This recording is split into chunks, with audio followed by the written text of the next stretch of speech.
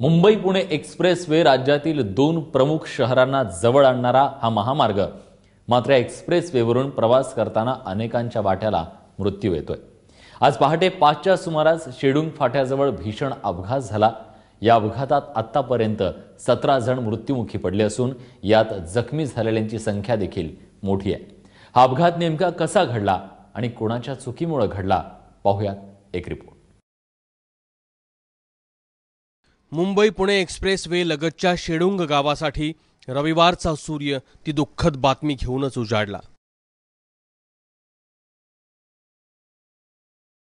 पहाटे 5च्या सुमारास शेडूंग फाट्याजवळ भीषण अपघात झाला।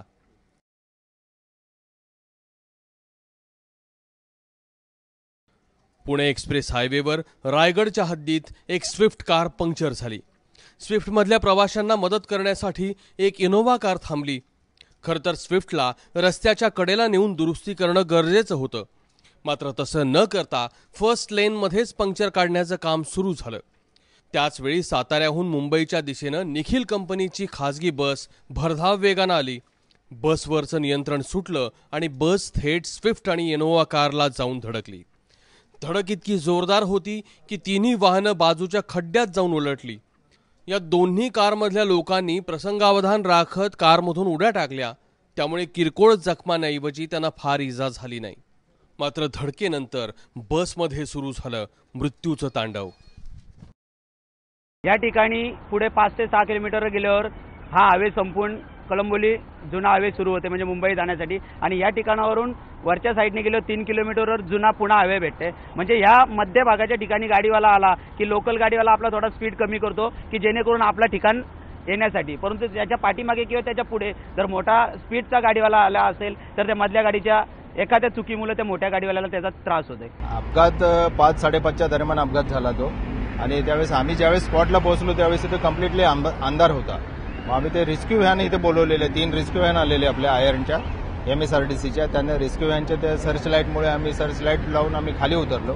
खाली उतरल्यानंतर ते बस जी खाली गेली होती, बस आणि इनोव्हा, त्याच्यामध्ये जे मयत बॉडी होते, ते मयत लोक झाले होते, त्यांचे ते बॉडी वगैरे आम्ही त्या रेस्क्यू व्हॅनच्या मदतीने बाहेर काढल्या।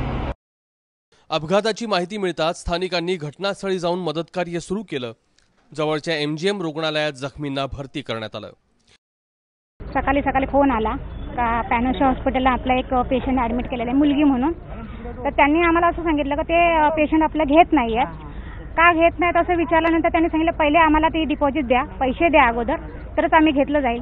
काही मोठ्या लोकांचे फोन जात आहेत, त्यावेळेला त्यांचं म्हणणं असं, हा घेतलं आम्ही, आणि त्यांची ट्रीटमेंट चालू आहे। काही नातेवाईक आमच्या तिथे समोर असताना सुद्धा त्यांच्या समोर ते खोटं बोललं जातं। झालेला अपघात आणि झालेली घटना दुर्दैवी आहे। त्या बाबतीमध्ये घटनेची चौकशी होईल, त्या काय गोष्टी व्हायच्या त्या होतील, परंतु जे जखमी आहेत त्यांना तात्काळ उपचार मिळाला पाहिजे।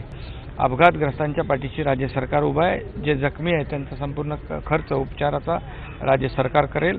त्याचबरोबर ज्यांचा मृत्यू झालेला आहे त्यांच्या कुटुंबियांना देखील सरकार नियमानुसार मदत करेल।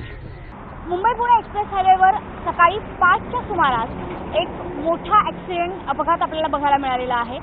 मुंबई पुणे एक्सप्रेस हायवेवर जे शेडूंग गाव आहे त्याच्या पुढे हे घटनास्थळ आहे। भीषण असा अपघात आपल्याला बघायला मिळाला। याचं कारण असं आहे की या एक्सप्रेसवेच्या अगदी पहिल्या लेनपासून घसरत जी बस आहे ज्याचा अपघात झालेला आहे ती थेट आपल्याला खाली शिवारात जाऊन कोसळलेली आढळते। ज्या पद्धतीप्रमाणे हा अपघात झालेला आहे त्यात स्विफ्ट कार आणि इनोव्हा कार या दोघांना धडक देऊन ही बस जी आहे ती खाली कोसळली। पुणे एक्सप्रेसवेची गणना देशातल्या वेगवान महामार्गांमध्ये होते, मात्र या वेगानं आतापर्यंत अनेकांचे बळी घेतलेत। काही दिवसांपूर्वीच DS कुलकर्णींच्या गाडीला देखील याच मार्गावर भीषण अपघात झाला, ज्यात त्यांना आपला जीवाभावाचा सहकारी गमवावा लागला। डिसेंबर 2012 मध्ये मुंबई पुणे एक्सप्रेसवेवर झालेल्या अपघातात आनंद अभ्यंकर आणि अक्षय पेंडसेंच्या रूपात आपण 2 कलावंत गमावले। गेल्या 6 महिन्यात या महामार्गावर 140 अपघात झाले असून त्यात 57 जणांना जीव गमवावा लागलाय। त्यामुळे मुंबई पुणे एक्सप्रेसवेवर वारंवार होणाऱ्या अपघातांना रोखण्यासाठी युद्ध पातळीवर पावलं उचलणं गरजेचं आहे। मनश्री पाठकसह आशिष खरत, ABP माझा, शेडूंग एक्सप्रेसवे।